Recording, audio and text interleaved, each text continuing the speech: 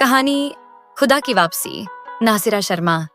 लेखिका नासिरा शर्मा की कहानी खुदा की वापसी मेहर और मोहब्बत के बीच स्त्री अधिकारों को लेकर आत्मसंघर्ष करते हुए स्त्री विमर्श की कहानी है। फरजाना एक प्रगतिशील विचारों की छात्रा है जिसका निकाह जुबैर के साथ 50,000 मेहर में तय होता है। मुस्लिम समाज में मेहर की रकम स्त्री का वह सम्मान है जो वरपक्ष सिर्फ और सिर्फ उस ब्याहता के लिए निर्धारित करता है। हिंदू समाज में दहेज की रकम वरपक्ष को मिलती है जिसका उपभोग उस परिवार का हर सदस्य करता है, पर यहाँ कन्या को मिलने वाली उस रकम पर सिर्फ उसी कन्या का अधिकार होता है। ये उस कन्या के ऊपर निर्भर है कि निर्धारित मेहर की रकम अपने शौहर से ले या स्वयं माफ कर दे। इसके लिए उसका पति उसके ऊपर कोई दबाव नहीं डाल सकता। फरजाना ससुराल आती है। पहली रात की मुलाकात में ही जुबैर अपनी नवब्याहता पत्नी के सामने यह शर्त रखता है कि फरजाना, यह मेहर की रकम हम दोनों के प्यार के बीच की एक दीवार जैसी है। यदि तुम मेरी मोहब्बत चाहती हो तो मेहर की रकम माफ कर दो। निर्णय तुम्हारे हाथ में है। मेहर लेती हो तो मेरी मोहब्बत से वंचित होती हो, और मोहब्बत चाहती हो तो मेहर माफ करती हो। फरजाना के सामने यह बद्दा ही धर्म संकट का समय था, जब एक स्त्री के रूप में उसका अधिकार दोनों पर था।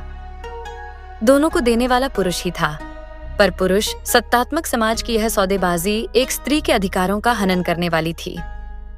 फरजाना की दोनों डबडबाई आंखों में उसके वह दोनों अधिकार तैर रहे थे जो अपरिहार्य थे, पर मन में ऐसी उथल पुथल मची थी कि एक छोड़ देने पर दूसरे से सदा के लिए वंचित होना पड़ता।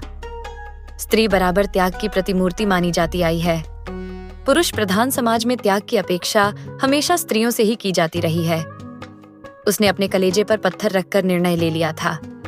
वह मेहर की रकम लेकर खुद गर्ज नहीं बनना चाहती थी, इसलिए वह मेहर की रकम अपने शौहर के लिए माफ कर देती है।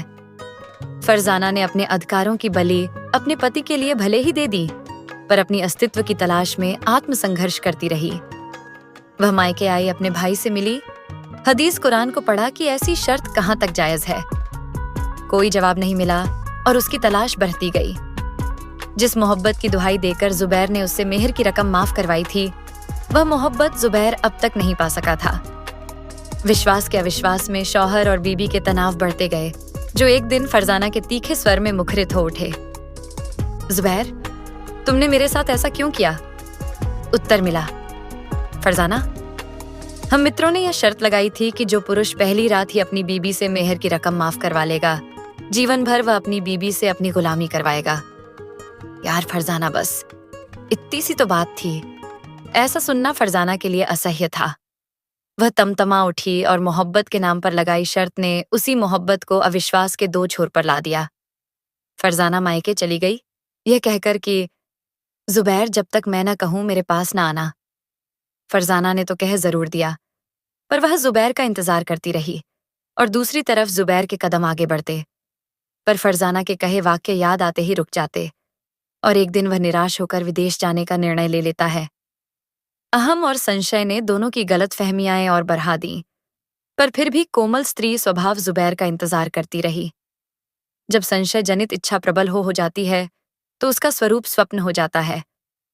फरजाना ने देखा, जुबैर मुझे लेने आया है और कह रहा है, फरजाना, मैं ही गलत था, मुझे ऐसा नहीं करना चाहिए था, पर अब मैं आ गया हूं कभी न जाने के लिए।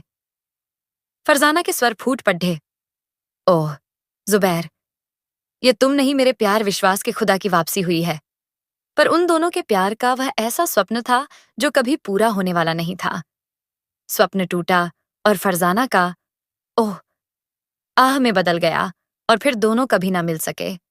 न मेहर की जीत हुई और न ही मोहब्बत की, पर दोनों बिखर जरूर गए। इस कहानी में स्त्री अधिकारों का हनन आपसी दाम्पत्य जीवन को बिखेर देता। पति पत्नी के बीच पैदा हुई गलतफहमी तब और बढ़ती जाती है जब रिश्तों में संवादहीनता की स्थिति आ जाती है। रिश्तों का मौन मीठे जहर का काम करता है, जिसकी परिणति रिश्तों की मौत में ही होती, इसलिए रिश्ते को जल्दी से जल्दी गलतफहमी के जाल से मुक्त कर देना चाहिए। पुरुष प्रधान समाज का स्वभाव क्या होता है, फरजाना की अंतहीन पीड़ा उसे बयां करने वाली होती है।